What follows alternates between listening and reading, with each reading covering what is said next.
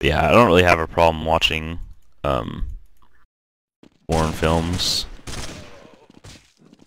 I don't really get the complaint about subtitles, to be honest. Like, I honestly complain more if the movie's dubbed.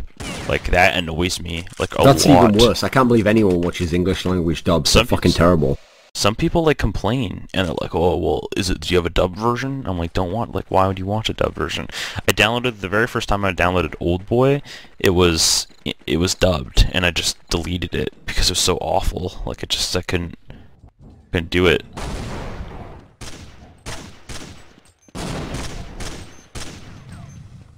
It's even worse. I mean, the problem is, as soon as I see that the mouth is not synced up, it ruins the fucking movie for me. Yeah, it's annoying, and also the, like, intensity of things is changed. Like, even though you're reading it, you can hear the, like, you know, like, if something matters. You don't get, like, the tone, etc. proper. You should see how insane it is on some TV. Like, I can't remember where... Oh, yeah, on some, like, Polish TV, Neo told me sometimes they just have one person do it all. They don't even have, like, a female voice. So when the guy does, like, the woman's voice, he has to just go, like... It's ludicrous. Wow. He does, like, everyone's role in the movie when he's, like, translating it. It just sounds awful. No, he said it, like, ruins movies. Like, movies that would be good otherwise, just terrible, because there's this one guy, you know, doing it. Yeah, that's just the worst. It's just honestly the worst. I could never watch that.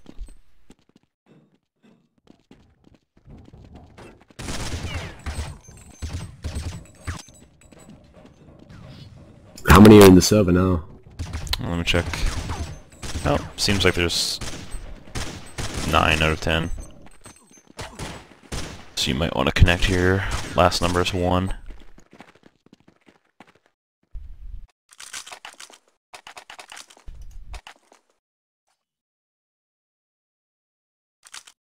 Okay, we should probably talk about this game then.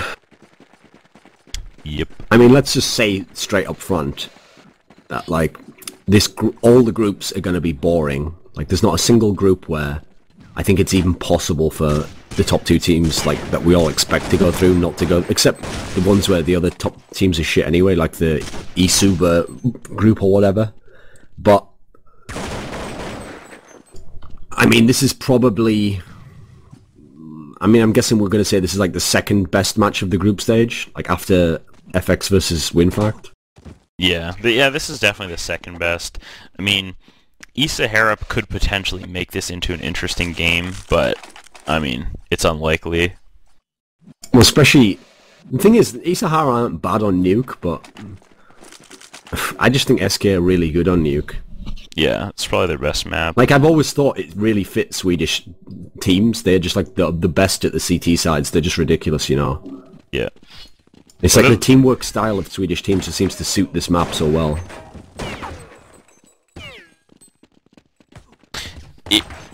They've always been pretty good at Nuke. I think it's just like one of those maps that, you know, close range rifle battles everywhere, except for what's interesting is for the first like maybe like 2 or 3 of like the major CPLs, they always used to have the final on Nuke, and so as a result, it was like the map you had to be good at if you were going to be the champion or whatever. So it meant that, like, the teams who were the best had to have really good team play, had to have really good team, like, tactics, etc. So it actually was, like, part of what made early Counter-Strike really good. Whereas then they tried later on having, like, Inferno as the final, and then they even tried, I think, having Dust 2 for, like, a couple. And, like, having Dust 2, like, obviously made it, like, a lot less exciting. I don't like Dust 2 as a map. Like, it's fucking shit, especially for a final. That's ridiculous, because you could, like, have one 10-minute span where you just ruin the whole game for yourself.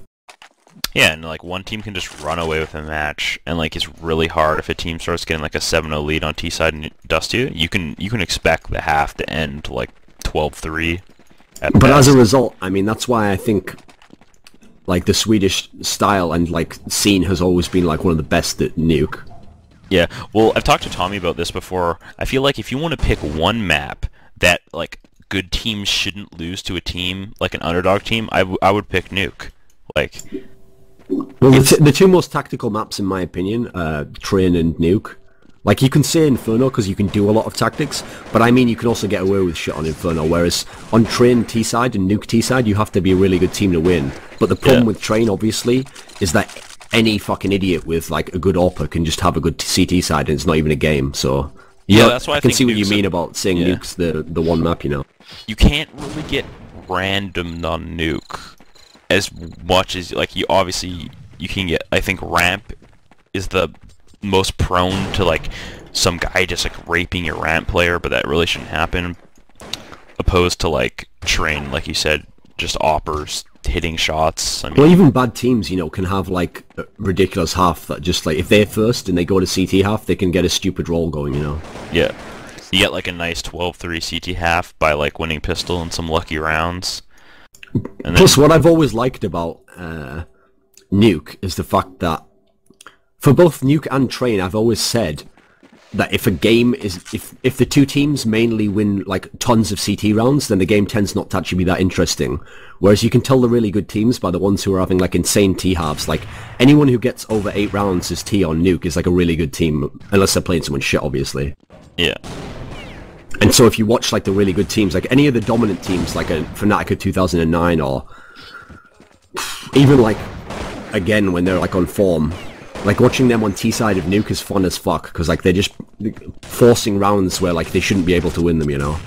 Yeah, well, I feel like on Nuke it's like one of those maps where like it really like the timings really matter on this map. Like you can't go inner. You can't make no net sound like outside or a ramp and just execute inner and expect to like win the round. There's gonna be like 4 dudes there and they're just gonna plow you, right? Like I think the reason the Swedish teams are all really good at Nuke is because they'll have that timing down where you know that guy outside will draw the under ladder guy out or the ramp rotator, and then they'll take inner like right at the right time, or you know they'll. Like the guy outside again will like lure a guy or get a pick or something, and they'll take ramp while that guy's still like under ladder. Like they just fuck with the ramp rotator and they take ramp and inner when they know that there's not like maximum people there. And like some teams, they'll just see them try and force it. That's one reason why MTW is really good at Nuke. They can exploit, you know, all of the CT's rotations, because that's really the only way to win on CT Nuke. You can't take inner when 4 guys are there. I also like the fact that you can't just like go between the 2 sites super quick. Like there's like a penalty for going between the 2 sites regardless of which team you're on, if like the other team has control of one of the sites. Yeah. Whereas like that's one of the few things that is a problem on a map like Inferno, I think. It's what makes Inferno good is that a team like Mouse can just fuck with you infinitely and go back and forth and draw you, like spread you thin. But it also means that bad teams can just get lucky sometimes by just, like, going to the other site when they don't even know to go there, you know? Yeah. Whereas, like, there's more of a premium on, like, having an actual strategy on Nuke. Yeah, I mean, if you risk putting, like, fully playing 2 ramp, and you're leaving your inner, like, pretty susceptible to, like, a 5-man take. Like, you're not gonna win if a guy's playing, like, deep into ramp with his teammate, you know? And on Inferno, if you cap 2B and you play 3A, you can still grind out that round. Plus, and Nuke's also another map where, like, the competitive style of playing it actually worked itself out. So there was, like, a short period of time when people figured out all the flashbangs for going in AWPer, and then people actually thought, like, oh, from now on it's going to be, like, terrorist-sided, or, like, it'll be even, because it seemed like imba to just do some of those flashes. But, like, people have figured it out. Like, the counter-flashing and people, like, just hiding for the right amount of time is good enough now where, like, I'd say it's fully back to being, like, there's very few teams can get more than, like, 6 rounds as terrorist, even good ones. I think there's probably, like, 4 teams in the world who can do it, like, whenever they want. On which map? This one? Yeah, Nuke. Yeah. I mean, I feel like if you don't get pistol, you shouldn't get more than 6 rounds on T-side Nuke. If you get pistol, and you get, like, you know, that first round, you have money control, you know, that's when the half kind of can get into more crazier like, I might, like, numbers. people are going to think this is me being, like, anti-Fnatic, but not at all. Because Fnatic deserved to win that final in China. But I have to say, when I think back, if I was Mouse Sports, I'd be fucking kicking myself for the first map Nuke, because they could have won that series in 2 maps. I mean, you could be fair and say maybe Fnatic actually should have won Inferno just because they got that map back. But after Mouse had that first half, Like, I actually thought they let their foot off the gas pedal on the first half. Like, when they were up, like, 9-2, I think they just, like, got too pleased with it, and they were like, oh, it's okay that we lose these rounds now. Whereas if they'd have kept pushing it and they'd have gotten to, like, 10 or 11, I'm, like, certain they would have won that map. Well, like, CT Nuke is, like, I don't know, Mouse has always been known, I thought, like, back in the day, for just having those killer CT sides on Nuke, where it's, like, really hard to take inner, but they just... Well, part of the problem with that is that, like, one of the reasons why I thought Mouse were always really good on Nuke and Inferno is because on both of those maps, Six was in a position where he was, like, one of the best in the world at, like, timing when to rotate, as in when you rotate through where the enemy is. So, like, you go down Banana to go to A, or you go through Radio Room from ramp to get to the upper site. Like, the timing of when you do that is, like, so crucial. If you have someone who's really good at that, you can just, like, rip the other team apart. Yeah. Well, I think, like, a lot of people don't realize, like, what people like CYX and stuff did was, if you... Did your mic cut out or something? So, I don't know. Can you hear me? Talk now. Hello? Yeah, it's fine now. Maybe you were just lagging or something. It stopped when we were talking about what you did. Oh yeah, I was just saying, like, if you flank ramp too quickly, obviously there's a dude in HUD or Squeaky just watching, just waiting for you, and you're probably gonna die unless you hit, like, an insane shot. But, like, what CYX and some of those guys would do is, like, they'll go up ramp and they'll hold in radio, and they'll wait for their teammates to retake upper, and when all that chaos is going, they just go out and pick that guy in HUD and Squeaky easily, because they can't focus on ramp anymore. They don't think anyone's flanking, and those kind of flanks are just super gay. And, like, it feels kind of like you're baiting a little bit, but you're not really, because you're gonna be super useful. Well, yeah, I mean, the problem is people will bait like that. They'll not understand what the person's doing, and then when they do it, they'll be baiting. But those guys really, essentially, are just waiting until they know that the guy they're gonna go and kill, they're gonna shoot him in the back, essentially. They know that he's facing the other direction. That's the easiest way to say it, you know? Yeah, like if you do it on Inferno, you do it when you know that, like, they're in the pit looking towards your guy in library, you know? You've waited for him to be there before you rush around the right, and if you do that, then you're getting easy kills. But if you even went faster and people thought, oh, you help your teammate if you go at the same time, that's one of those scenarios where actually it'd fuck it up, because then you could just get killed first. Yeah, like, there's certain situations where you rotate where it's, like, a good idea to bait. Like, I think a lot of people don't bait hard enough when they flank from, like, ladder room on train, you know, when you go up the ladder and you flank Brown Hall.